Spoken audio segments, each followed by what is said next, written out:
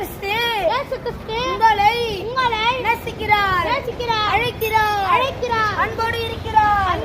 இயேசு கிறிஸ்து நீயும் நானும் செய்த பாவங்களுக்காக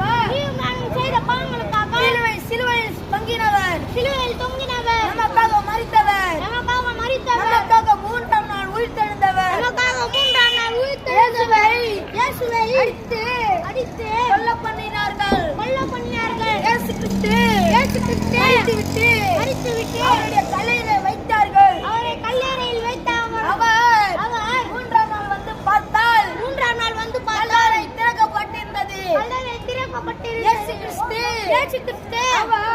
அவர் மரித்துவிட்டு மூன்றாம் நாள் உயிர்த்தெழுந்தார். அவர் மேகத்தின் மேலே பரலோக ராஜ்யத்திற்கு